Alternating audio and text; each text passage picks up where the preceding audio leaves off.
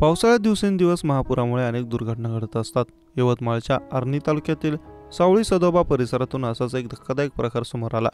यामध्ये एक शेतकरी आपली बैलगाडी आणि पशुधनासह पाण्यात वाहून जातो। पुढे जे घडतं ते अत्यंत भयंकर। या घटनेचा व्हिडिओ सध्या व्हायरल होतो आहे।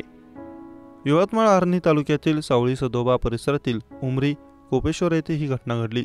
शेतकरी दत्तात्रय समीर यांच्या शेतात काम करणारा सालगडी रामदास तोडसाम संध्याकाळी शेतीची कामे करून घरी येत होता। अचानक शेत रस्त्यावर असलेल्या उमरी कोपेश्वर ते झापरवाडी या रस्त्याच्या महामार्गावरील ओढ्याला मोठ्या प्रमाणात पूर आला।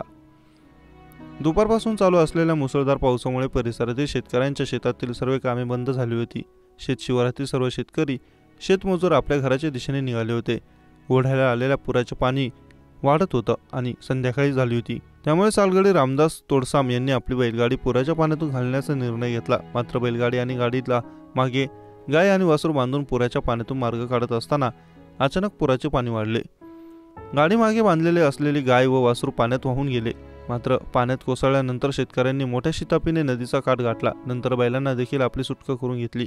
मात्र वाहून गेलेली गाय आणि वासरू यांचा मात्र दुपारपर्यंत थांगपत्ता लागला नाही। या घटनेमुळे शेतकऱ्याच्या मोठ्या प्रमाणात आर्थिक नुकसान झाले। या घटनेतील सालगडी बैलगाडी पुराच्या पाण्याबाहेर सुखरूप निघाले। मात्र गाडी मागे बांधून असलेली गाय आणि वासरू पाण्यात वाहून गेल्याने शेतकरी हताश झाला आहे।